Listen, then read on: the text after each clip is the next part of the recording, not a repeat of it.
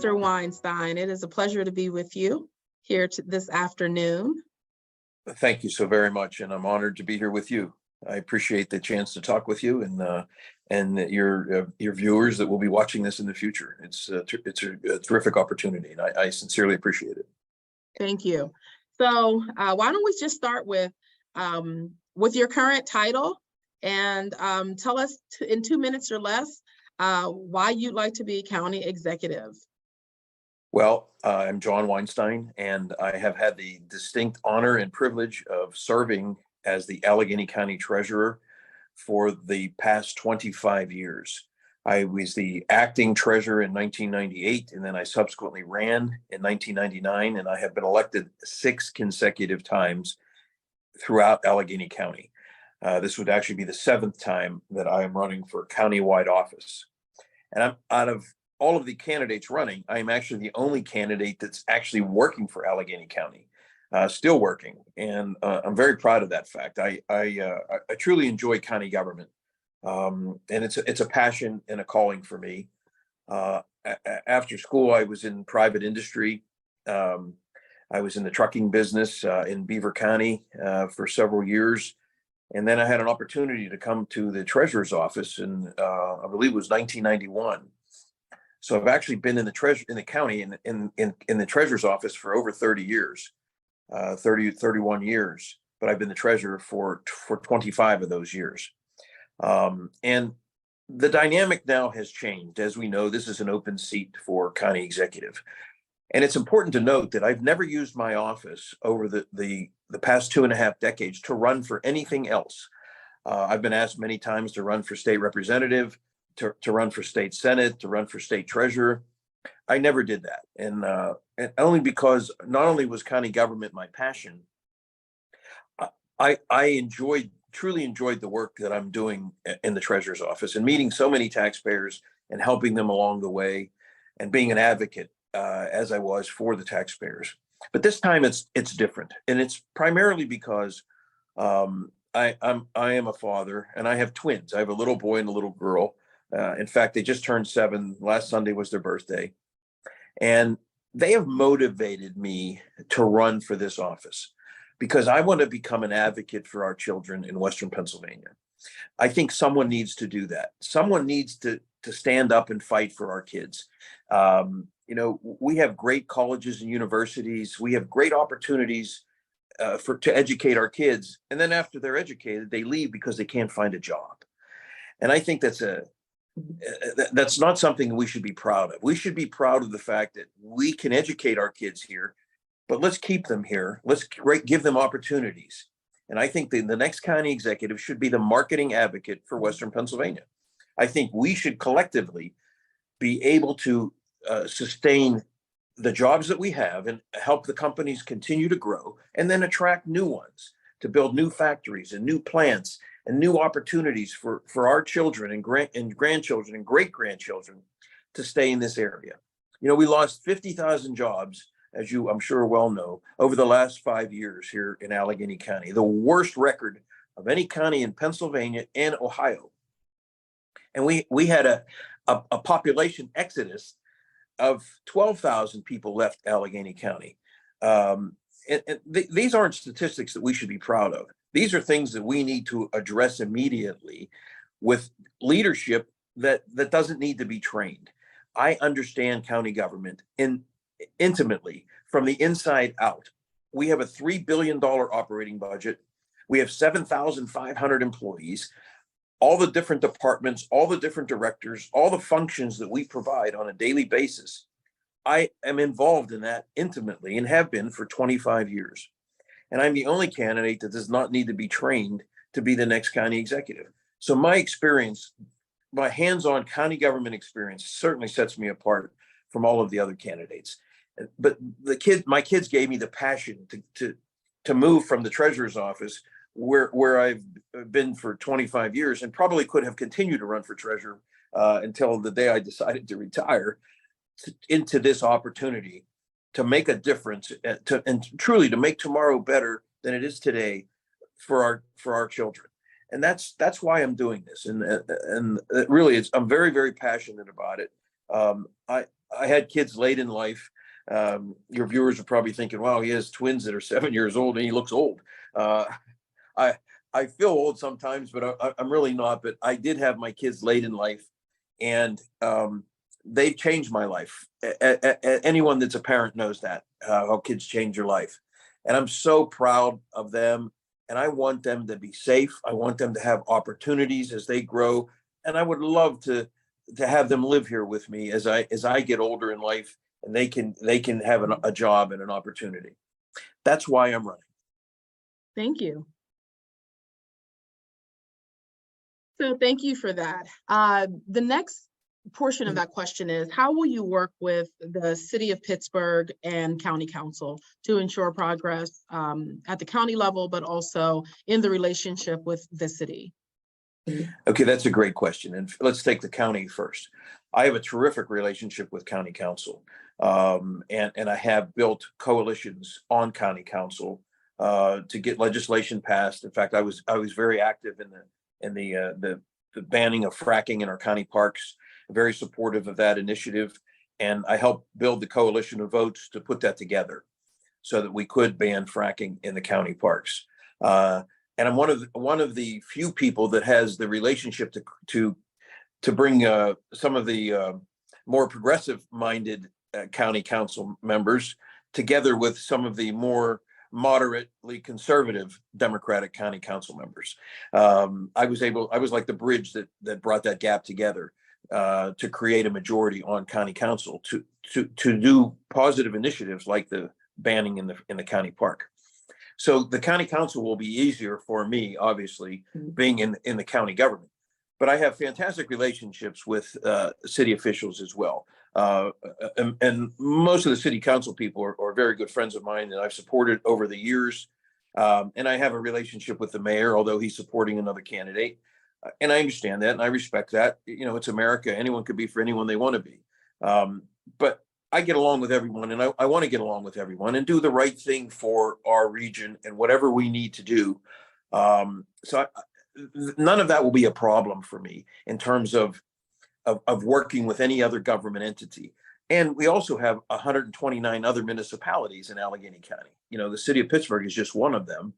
And I have fantastic relationships with municipal tax collectors, mayors, township commissioners, supervisors, borough council people all over Allegheny County, because I've been doing this for so long.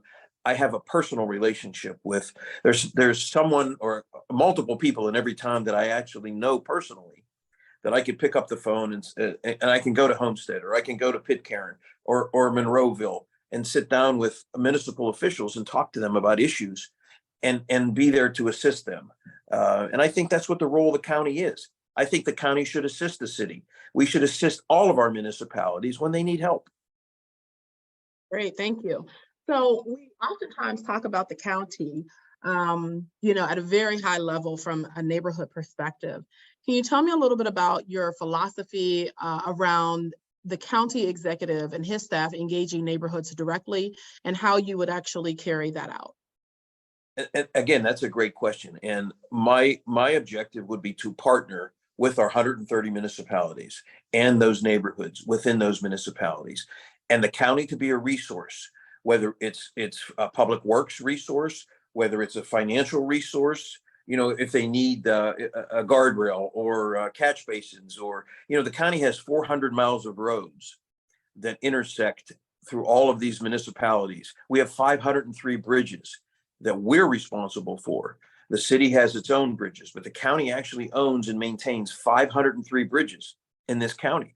That's a lot of infrastructure, and I'm very, very determined to improve our infrastructure everywhere. Our roads and bridges should be as pristine as possible. We should never have to worry about a bridge.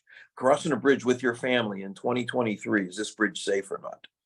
Absolutely, should never happen. We have the technology, we have the resources to fix anything that's damaged. And we just have to prioritize them and fix the worst ones first. I'm gonna add a whole layer of transparency to that. All 503 bridges are going to be posted online so people could see with a picture of the bridge. In essence, we're going to do a transparent inventory of all 503 bridges so that any resident can see them online. But specifically to answer your question, I want to be an advocate with the community groups in everywhere, whether it's the Hill District, whether it's the North Side, the South Side, East Liberty, Squirrel Hill, wherever it may be in the city of Pittsburgh. And I will personally meet with the community groups, not just staff people. I just had a meeting last week with all of the mayors in the Mon Valley. And I believe there were 24 of them there: McKeesport, Braddock, Rankin, Dravosburg, Munhall, all of those, the mayors in the specific region of the Mon Valley. And they were so appreciative of the fact that I took the time to meet with them. And I said, we're going to schedule meetings, at least 2 a year, with the mayors, just the mayors. I just want them to tell me what's going on in their towns. So and it's not going to be staff. It's going to be John Weinstein sitting at these meetings, listening, because I don't just want to meet with them when there's a catastrophe in their town or there's something that happened that, we want to try to prevent things from happening, or if something's getting bad, we need to address it ahead of time. Whether it's, a road, they could see that the road's starting to slide or whatever it may be. And I want to do that as well with the community groups, because they're boots on the ground. They have the ear of the people. They know what's going on in the respective communities. And I can't know what's going on unless I attend the meetings with them. And I will do that personally. I'm totally committed to developing an open rapport and an open relationship with them. And it's interesting because the mayor said to me, this is the first time in 12 years that they've met collectively with the county executive. And I'm not the executive yet. I was just a candidate. And they have never had that opportunity to meet with the current county executive in 12 years that he's been there. He's never convened a meeting of just the mayors anywhere. And they were so appreciative of the fact that I took the time to meet with them. I said, we're going to continue to do this. So my goal is to obviously to meet with the community groups, identify them all, and schedule meetings with them so that they have someone that's going to listen. I'm a very good listener. I could talk too, but I could listen. And you can't learn about the problems or come up with solutions about how to fix them if you can't listen. Thank you. So an example of that is relative to communities and how you will approach making sure that communities are heard. As you know, the Hill District has a number of intersections with the county beyond just being a neighborhood within the county, but specifically the Sports and Exhibition Authority has a huge impact on our community, as well as some of the departments, and we'll get into those later. But can you talk to me a little bit about what your philosophy and approach will be to making appointments on critical boards that are impacting neighborhoods such as the Hill District, like the Sports and Exhibition Authority? Well, I believe that the boards the county has authority over, as you mentioned, the SEA and others, where they're impacting in the community, that there should be a community representative on those boards. Someone that understands the dynamics and the impact of that entity in the community. If you just appointed people to that board that don't live around there or are not familiar with it, how would they know what's going on? I mean, to me, it's common sense. And I've already committed to putting people that are involved in the operations on those boards. And I need good quality people so that we have feedback, especially from the community, because that's so vitally important. I'm not sure exactly what ward. It might be the second ward where like Acrisure Stadium sits, or PNC Park. I'm not sure what city ward that is. But I know what you mean, and I would certainly commit to having a member of the SEA from the Hill District, because that's where PPG sits, and it definitely effectuates that community. And someone should be a voice and an advocate to say, hey, this is what's happening, this is how it's affecting our community, and this is how we need to address it. Thank you. So can you tell me a little bit about some of the inventive ideas that you'll bring to office to ensure that opportunity to participate in the workforce is there for residents of neighborhoods like the Hill District? And then also, how will you go about making sure that some of these vacant jobs that employers have been unable to fill ultimately do get filled with skilled workers? Well, first, let's take that question each part separately. I believe that the Allegheny County workforce, our 7,500 employees, should reflect the diversity of Allegheny County and should be inclusive as possible. I don't care what color someone is, what nationality they are, what religion they are, what gender or whom they love. What is important to me is that they're Allegheny County residents and they have criteria for the positions that they're applying, and they have experience, or they have training, or they have hands-on actual experience. If they don't have I would not preclude someone from a position because they don't have the college requirement. But if they had hands-on experience, I would still consider them and I would still hire them, because I believe Allegheny County should lead by example. And for me to go to individual companies and ask them to fill positions, I need to show that I'm doing it myself in the county government first. And the leadership starts with us to make sure our workforce is diverse, to make sure everyone is inclusive. And that's how I am. I've done it in my office. I've done it when I was at Elkasan. I've done it at any entity that I've been involved in where there's hiring, and I will continue to do that. I'm 1,000% committed to that. That's how I am. And in terms of the second part of your question is with the business community. The majority of the business community in this region is supporting me. And it's because I have the relationships with the business community. So I can sit down with the owners or the presidents of these companies now as the treasurer and have dialogue. It just makes it easier to be the county executive, clearly, and ask them, say, listen, you have a lot of job openings. How could we help with the people that we have in Allegheny County, help fill your job openings? And are you following the same diversity program that we have and the inclusion program that we have, so that no one is discriminated against and everyone has an equal opportunity? I think that speaks volumes about how we can then fill some of these jobs that are open, even though we've lost so many jobs. The jobs we did lose, the 50,000 jobs we lost, they weren't minimum wage jobs. These were 50,000 good jobs that we lost in the past 5 years. And that's a fact. This isn't just political hyperbole. This is actual fact. So the relationships with the business community, with the foundation community, and with the nonprofit and community, when you have that kind of relationship, you can open up those doors and talk to those people directly, and you know who the people are that make the decisions, and it has to come from the top down. Okay.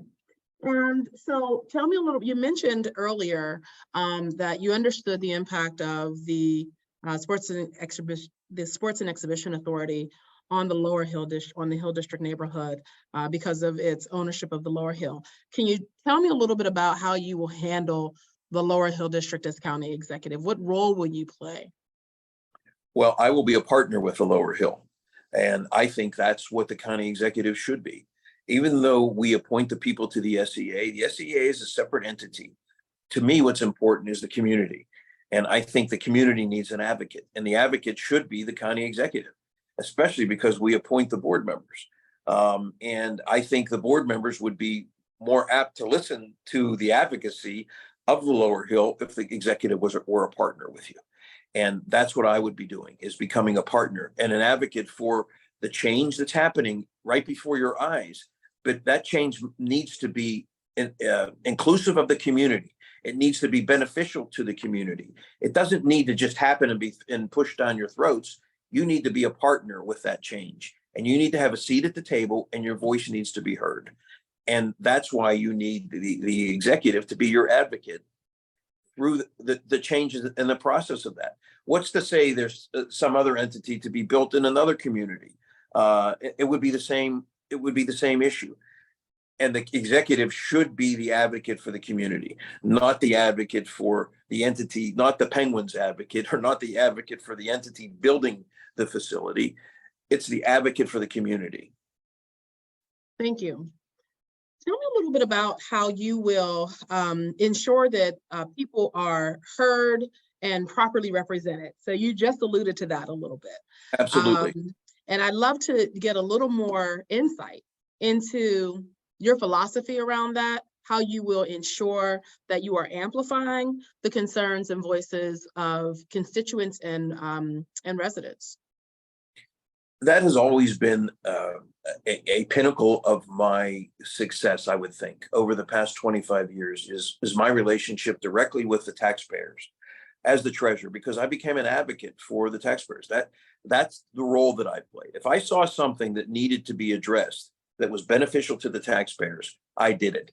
I didn't care what the impact to the county was, because we're here to serve the taxpayers, and I have always felt that way.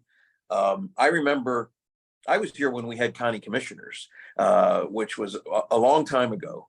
And this was in the 90s, the late 90s. The county commissioners tried to do away with the 2% discount that the residents get if you pay your taxes early. So if you pay your taxes in advance, a month early, you get a 2% discount. Well, they tried to take that away so that the county could save, would generate more, the 2% more.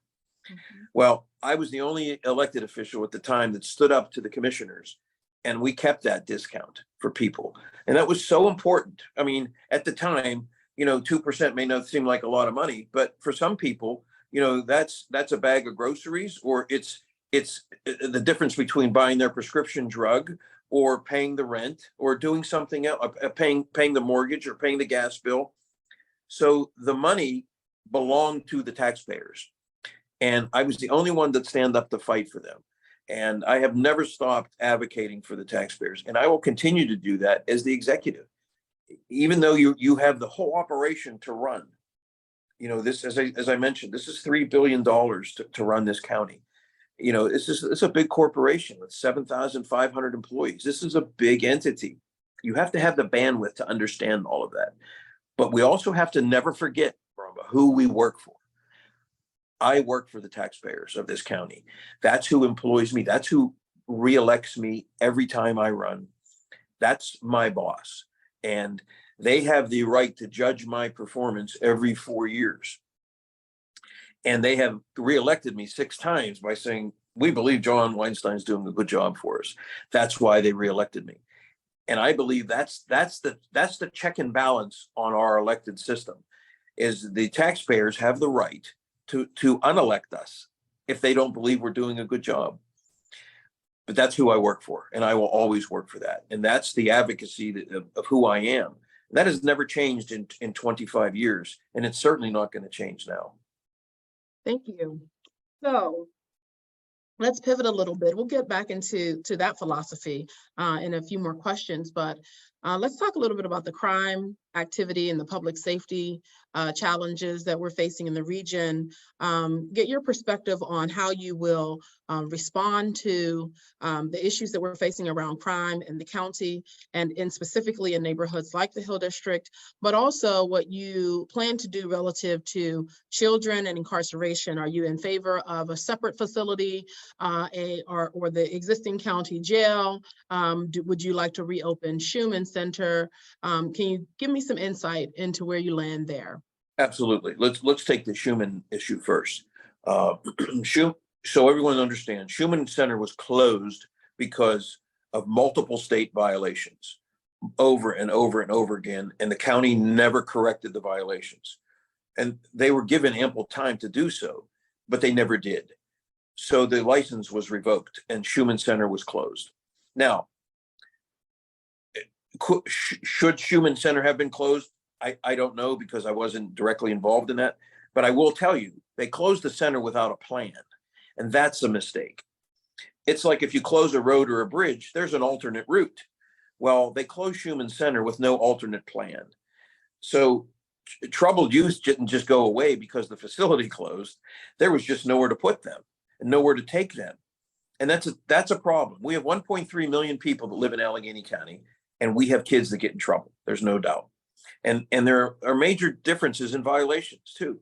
If a kid's shoplifting, that's a major difference between murder or rape or some other serious crime. So there's violent offenses, there's nonviolent offenses. I think we need a facility, and I would reimagine this center. I'm not going to call it Human Center because I think it's a bad connotation. Even the name is terrible. The facility is terrible. The whole thing needs revamped. We need a reimagined juvenile justice system here in Allegheny County. And I want to include mental health training in it, drug treatment programs, and other diversionary programs that we could use to help kids so that they don't have a record that follows them along the rest of their life because they may have made a mistake. And we could do that. There's so many diversionary even truancy, kids that miss school all the time. You know, we could have a truancy program to help sit down and talk to them and find out what's going on at home. Why are you missing school so much? What's happening in your life to cause all of this? I think the center needs to be about compassion. And I think we need a facility because what's happening now is kids are committing crimes because there's nowhere for them to go. And they know that because there's no Human Center.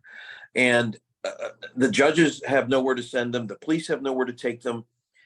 I mean, they put an ankle bracelet on them.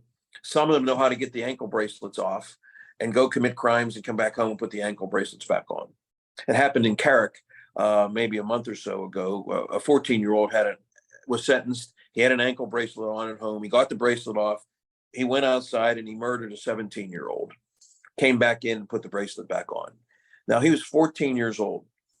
Now, had he been in Schumann or a facility, would that 17-year-old be alive today? I don't know, but he certainly couldn't have done it at that particular time because no one was really watching him and he was on an ankle bracelet. So I think we have an opportunity to help our kids, and the county needs to be the leader in that. Human Center's budget was about $12 million a year. It's been closed for almost 2 years. So that's $24 million sitting in the county budget that we should have been using for an alternate facility, for an alternate treatment center, for an alternate opportunity to help kids. And I also want to involve our good friends in the labor movement because maybe, Marimba, some of these kids, college may not be for them, but maybe they could become carpenters, or they could become electricians, or they could become steam fitters, or painters, or plumbers, or anything like that. So I want to have opportunities where they could come and talk to the kids about careers and different things. If we could save a 14-year-old or a 15-year-old from committing future crime by giving them hope and saying, hey, if you don't want to go to college, that's terrific, but maybe you want to become a carpenter, or maybe you become a bricklayer, because they're plumbers that make $150,000 a year and $200,000 a year being plumbers. It's a skilled set, and we have fantastic apprentice programs here in Western Pennsylvania. So my goal for Human Center, or for the new Human Center, the reimagined Human Center, is to have a juvenile justice facility that, first off, it's a safe and healthy place, because what Schumann is right now is not. The building is terrible. The conditions were horrid. That all has to change. And I had a press conference about a month and a half ago about doing something at Schumann Center, in fact. I could send you the clip if you'd like. And at 11 o'clock in the morning, at 10:30 in the morning, Fitzgerald had called a special emergency press conference to talk about he was going to reopen Schumann Center a half an hour before I did. So I'm glad. I appreciate the fact that Rich took my idea, but he sat on Schumann Center for 18 months and did absolutely nothing, while our children were suffering and had nowhere to go and needed help and were crying out for help. We have young children in this region shooting each other and committing crimes. And it's public safety is very important to me, especially being a father. I want to make this region safe, and I'm 100% committed to do that. And I will use county resources to help any municipality that needs it. If McKeesport has a crime problem, we will use county resources to help McKeesport. If the city is having a crime problem, we will certainly do that to help. If the Hill District's having it, the county needs to be a partner. And we're not going to just come in and do it without, someone asking us, but we're here to help. And I think a lot of people are afraid to ask. For what reason, I don't know, but we are here. I mean, and listen, I've worked downtown for 30 years. I've seen the transformation of downtown. There's a lot of crime downtown. There's a lot of open drug use. And obviously we have a very serious panhandling homeless problem downtown as well. And I think we need plans to address all of them. And I've been thinking about this since this whole campaign started, and we have to clean up downtown. Part of the reason people won't come back to work is because they don't feel safe downtown. So it's what comes first, the chicken or the egg? Do you bring the people back to work now, or do you clean up downtown and make it safe so it's conducive for them to come back to work? And I think public safety is so vitally important everywhere. People want to feel safe. No one wants to come outside of their home or get out of their car or get off a bus and feel like they're gonna, they feel unsafe. This is Pittsburgh. We had the highest homicide rate in 2022 than we've had in the last 15 years in Allegheny County. That's a statistic that we're going to change, and I'm going to work with everyone to change that. We should be the safest county here, and not the one with the highest homicide rate. Thank you. So one of the areas that directly impacts youth and families and children, of course, is the Department of Human Services, which commands about half of the county budget, as I understand it. About a third, yes. About a third. Thank you for that. So can you please kind of outline for me your vision for DHS? What are the charges and priorities that you would give that department, and what are the accountabilities that you would put in place to ensure that children and families of Allegheny County are, and residents of Allegheny County, even if they're not children or a part of an immediate family, are benefiting as completely as possible from DHS? That's a great question. And a lot of people, I think, utilize the services of DHS, but I think that there's so many more that can. I think we have better marketing to do and outreach to let people know exactly all of the services that we do provide through the Department of Human Services, for children and youth services, for mental health and retardation, for all of the various programs that we have. And I am committed to even expanding those programs even more, because most of them, if you put the money up, there's matching opportunities. There's, the state or federal government will match money. Like if you put $5 million up, you can actually turn that into a $20 or $25 million project or a program, excuse me. So this is very important to me because it's over a third of the operating budget. It's over $1 billion, our health and human service opportunity. And I think it's a primary function of county government, because we cannot supply this without help from the state and the federal government, but the people need the services that we offer. Department of Aging is another one under Department of Human Services to help our senior citizens. There's so many programs. We have veterans programs. We have all of these issues and all of these programs, and I am committed to expanding that horizon and marketing it better and much better, and getting feedback from the community as to exactly what kind of programs do we need. Maybe we are going in the wrong direction. Maybe we need to advocate for other programs where people need help right now. Mental health is a huge issue, as I'm sure you're aware. That every hospital in Allegheny County used to have a psych ward. Presby, Shadyside, Mercy, Allegheny General. Well, they're all closed. No hospital has a psych ward anymore. Western Psych is there, but no hospital. Well, just because they closed the doors doesn't mean mental health problems went away. In fact, there's more now than ever. Because of COVID, because of things happening in people's lives, mental health issues are prevalent and very widespread. So we could probably create our own mental health facility within DHS to help people And, I'm sure that there would be matching opportunities for that. I'm committed to do this, and my administration will be dealing with this because it's such an important aspect, and it's such a role that the government steps in to help people every day of their lives. But we need to find out more of what effectuates people's lives and what's not being done to help them, where government should be stepping in to help them. Thank you. Let's talk a little bit about affordable housing. What is your plan to prevent massive displacement of existing residents in affordable housing units? You may or may not be aware that there are thousands of affordable housing units that are going to be expiring relative to their compliance period in the next 5 to 7 years. And this means that thousands of people are at risk of being displaced.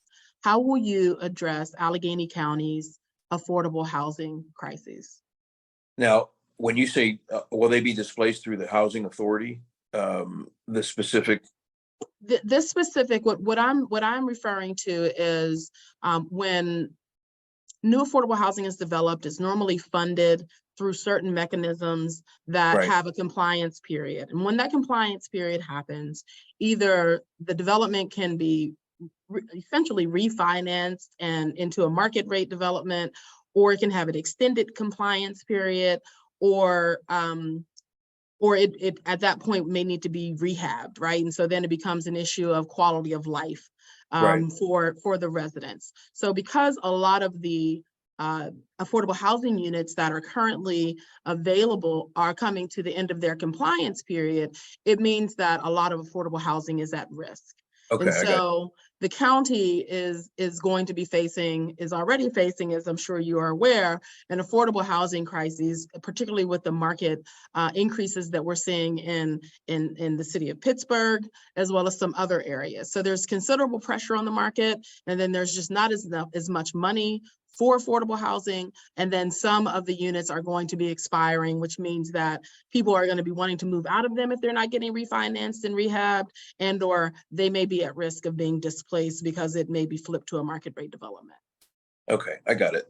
Well, first off, I think this is a very important issue. And we've been talking about affordable housing at all of our forums and candidate forums. And I'm committed to help any way that the county can. We could use our economic development department to work with our human service department and identify the affordable housing projects that are going on all through the county. And if they're coming up for renewal or they're coming up for renegotiation, that the county be part of that and assist. The last thing we want to do is displace anyone from their home. That's for sure. And I think another issue that we've always been talking about this with affordable housing is our blighted property. That's a big problem in Allegheny County. Just to give you an example, in Wilkinsburg alone, there are 900 blighted properties. And that means no one's paying the tax on them. No one knows, you can't get clear title. So one of the ideas that I had is to create a tax claim bureau and a countywide land bank where we could take those blighted properties and clear the title very quickly. We could exonerate the past liens, the water, sewage, mechanics liens, tax liens, whatever's on the property. And if a structure exists, the structure could be remodeled. And that could create a new affordable housing opportunity for someone. It would be a new house. If the bones of the house are good, you could remodel it. If it has to be torn down, we could tear it down and put it back on the tax rolls and sell it to a developer. But the developer would understand that the criteria for that blighted property, and for us to give you clear title, you have to build an affordable structure on that property. And some family could buy that property. Because a true affordable housing is about owning the home. You have to give the person the feeling of ownership, and I think that changes the whole dynamic of what we're trying to do. But if we could take blighted property and the affordable housing crisis and mend them together, we could actually accomplish two goals at the same time, because there's a shortage of housing. And there's an overabundant amount of blighted property. And this isn't just in the city of Pittsburgh. As I mentioned, there's Wilkinsburg. This goes all the way into the Mon Valley, as I'm sure you're aware, all over Allegheny County. There's blighted property in McKees Rocks. It happens everywhere. But the county should be the leader on this issue. And as the treasurer, I understand the dynamics of the property, the liens, and all of those types of things where we have to get clear title in order to redevelop it. And we could work with all the community groups where they can identify the properties for us. So this one, obviously, some of them turn into really problem and nuisance properties. They become, people are using them for drugs or, garbage piled up and things like that, because no one's taking care of the property, it just becomes so blighted.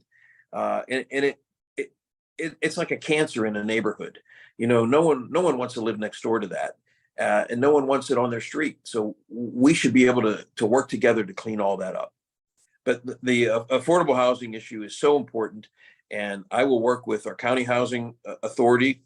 I will work with the city housing authority. I will work with the URA through our economic development department, and we will find solutions for the problem so that we're not displacing anyone because of the situation surrounding their home.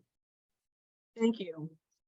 Do you have an opinion, and if so, what is it, on bus rapid transit, which runs, for those of you who may not be aware, is envisioned to be a rapid transportation system that runs from downtown Pittsburgh through the uptown portion of the Hill District to Oakland and back. It's often referred to as BRT, but please give us your perspective on it. Is that a project that you support, that you plan to put a lot of energy in, or do you have other ideas around how you would like to focus on transportation? Well, I'm a big advocate of transportation, and I'm a big advocate of public transportation because people need to get to work, they need to get to school, they need to get to the doctors, they need to move. You can't move your city if you can't move your people. So but public transit has to be safe. I took the bus ride. We went in from McKeesport all the way through Homestead and came the main line, came all the way up into Oakland, and I saw so many areas that were unsafe. The sidewalks were unsafe. The bus shelters weren't taken care of. I think the infrastructure along the busways has to be safe. And I'm going to commit to 100% doing that. And if you were handicapped, I don't even know how a handicapped person in a wheelchair or a walker could get along some of the sidewalks to get to the bus stop where the bus actually stops, because they were all broken up, or there were tree stumps growing out of them and no one was taking care of them. But the main line that you're talking about, I would certainly support it if the community supports it. If the Hill District wants it and it works for the community, then to me it works. And I would be supportive of that. If we're moving people from downtown through the Hill to Oakland, and it's a revenue generator for the community, and along that bus route, you now are building businesses. People want to live, and it's creating job opportunity, and the community's in favor of it. Then I would certainly support that. Thank you for that. And you made the right connections there, in that one of the, obviously always an opportunity to bring effective transportation systems to the city, to the neighborhood in particular. In this particular case, what we are seeing is, with the institutional growth around the universities and the hospital system, combined with the interest in improving the transportation and the infrastructure, is extreme and rapid development. And so this is a good thing, except for some of those rents that we're seeing coming in are north of $2,400 a month for a 2-bedroom unit. Wow. Some of them are even more than that when you talk about the integration of student housing in traditional looking buildings. So in other words, bedrooms are maybe being sold as opposed to entire units. And so it may be $800 per unit, but a unit is considered a bedroom. And right. So I think that this is why the transportation question and the affordable housing question oftentimes have to be coupled together to come up with effective community development solutions. But I couldn't agree more. And that was what my point was. Along the route, It has to work for the community. Yes, absolutely. Thank you. So how will you ensure more equitable investments from county grants into Black communities like the Hill District in particular? How will you ensure greater equity? There's a lot of money that comes through the county, from the state level, from the federal level, from the county itself. How will you ensure that some of those grants land in projects that are either community-led or invested in neighborhoods like the Hill District? Well, when we hear from the community about what they're interested in doing, and we prioritize that from the community, that's how we will react. Because like all of the RCAP grants, for example, that come through the state, whether they come through the Democratic caucus, the Republican caucus, or the governor, all of the RCAP grants flow through the county and the city. Like the mayor and the executive have to agree on the priority of the projects. And I would be happy to be the advocate for the community as we do that and move forward. The county has CBDG grants as well, and they will be prioritized for community development. But the community has a voice. As I said earlier, when we started this earlier, about an hour ago, I am committed to bringing people to the table and listening to their voice. Maybe that's something new because it didn't happen for the last 12 years. But you need an advocate in the chief executive that's and you need a seat at the table. The community needs a seat at the table. If it effectuates your community, then you have the biggest voice at the table. I don't live there. I live in Kennedy Township, which is near Robinson and towards the airport, west area. But if it was something effectuating Kennedy Township, then I would have a bigger voice at the table. You would have a bigger voice at the table when it effectuates the Hill District in your community, as you should. And if it effectuates a Beachview or Brookline or Stanton Heights or any community group or any community, they have to have a seat at the table. That's how this works. We're all in this together. And for it to be effective for you, then it then becomes effective for me and for Allegheny County. And I'll be proud to sit at the table with you and your community group and listen to your concerns so that you understand that I'm hearing what you're saying and we're going to make it work together. Thank you. So with that said, I have kind of 3 rapid fire questions for you. All right. So these are intended to be answered quickly. And the first is, what are the top 3 things you will do for seniors of the Hill District and other neighborhoods like the Hill District? I am 1,000% committed to senior citizens. I've had this conversation with my dear friend Brenda Tate from the Hill District. She's an advocate for seniors, and I started the senior discount program in my office many years ago. We give low-income senior citizens a 30% discount on their county taxes, and they can pay in installments, which the city pays in installments, but the county doesn't. So if a county tax bill was $300. They got $90 off, and then they could pay the balance in 2 equal installments. So it was huge for senior citizens. We had 65,000 seniors in this county in that program, which is a lot. And I'm going to continue to expand senior programs, and especially if when it comes to property reassessments or anything like that in the future. The senior citizens are always first and foremost in my mind and in my heart, and I will always be that way. Give me 2 more specifics for seniors. Oh, for seniors. Okay. Well, I want to make sure, first off, that seniors have opportunities for transportation, number one. If they need to get to places and they can't, we can expand bus service for seniors where, if they don't have shuttles or something like that, that we can expand bus service for seniors. And I also want to make sure that seniors have safe opportunities and places to go.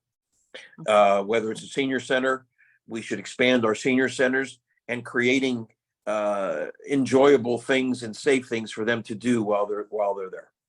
Excellent. Thank you. All right. Now, same question, except what are the top 3 things that you will do for Hill District children and for children in neighborhoods like the Hill District? Okay. First and foremost, I want the kids to have safe areas to go, playground equipment, playground facilities, and after school centers, recreation centers, If there are some there now, which they are, I've been to some of them, and I want to expand them, and the county can be a partner with them. In all of our municipalities, kids have to have, you have to keep kids active, and it helps them stay out of trouble. You know, we've seen that. We were kids, and we knew that if our parents or my mom gave me something to do after school, I did it, and it's kept us out of trouble. So I want to create countywide after school programs and work with our 43 school districts to make sure that there's opportunities in all of them, whether it's Stowe Rocks, Fox Chapel, the city, you know, any of our 43 school districts. I'm going to work with the Allegheny Intermediate Unit and our 43 school districts to create efficient and effective and safe after school programs, recreational programs for kids. Great. I think you gave me 2. Give me one more. Okay, I gave you 2. Let me see one more. And I want to engage again, like I mentioned when we talked about Schumann, but I want to have more career opportunities for kids, because I think sometimes they don't know what they want to do, you know? And I think if we could take kids, because we used to do this at Elkison, we used to give tours of the plant and then bring the kids down on buses and show them exactly, you know, when you flush the toilet or you turn the sink on, where the water goes and how it goes and all that stuff. But I would like to utilize our friends in the building trades and the unions to show kids what it's like to be a plumber for the day, what it's like to be a steam fitter, what it's like to be a carpenter or a bricklayer, you know, or a cement finisher, and all these trades that we have, because these are good jobs. And I think it can inspire kids, you know, that maybe just don't want to sit there and go to school. I'm not discouraging kids from going to college, obviously, but college is not for everyone. So I think we should offer those opportunities to our young kids. And they, you know, when they're 13, 14, 15, 16 years old, they're making the decision for the rest of their lives. And maybe there's something, or auto mechanics, auto body work, stuff like that we could do and help them. Thank you. All right, and the last question that I have for you today is, what makes you the leader that Hill District residents and people from neighborhoods like the Hill District should choose? That's a great question. And I think what makes me the person that they would feel comfortable with is the fact that I can sit down and talk with anyone, and I can come up with, you know, I think part of the problem in life is the extremes on the right and the left, and nothing's getting done. You know, I'm a pragmatic person. I want to get things moving. I want to get things done. I don't want to just have meeting after meeting after meeting, and there's, you know, or someone does a study and here's another report and nothing's getting done. Let's get some stuff done, and let's get it done together. I want to be a partner with all of my friends in the Hill District. I want to be a partner with the Allentown Community Group, with the South Side. There were 90 shootings alone last year in the South Side, right? 90 shootings in one neighborhood. That's not acceptable, right? I will go to those South Side meetings and say, what can we do? Because whatever they're doing, it's not working. We need new plans. We need new ideas. Let's try things and let's see if it works. What's the harm in trying? You know, I mean, you have to try things in life, and you have to find out, can we move the ball down the field? If it doesn't work, it doesn't work. But at least let's try something, because we know it's not working. One of the things that concerns me, there was a shooting at Westinghouse High School. 4 14-year-olds, I believe, were involved in the shooting. Do you know what the reading proficiency rate at Westinghouse High School is for grades 6 through 12? 22%. Now, they're pushing kids through that school system that can't read. They're reading at a 22% level. That means 78% of them are not reading at their grade level.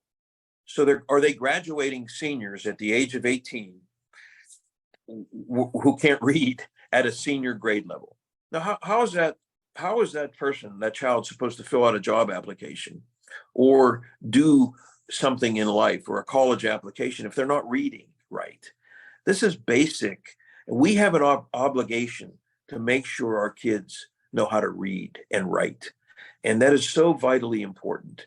And we have intelligent kids, and we just need to motivate them You know, I was on a board of directors of a charity called the Challenge Program. I don't know if you've ever heard of it or not, but what we did was we motivated kids to go to school and to get greater grade point averages, to improve their grade point averages, right? Instead of penalizing kids, it was the opposite. It was about motivation.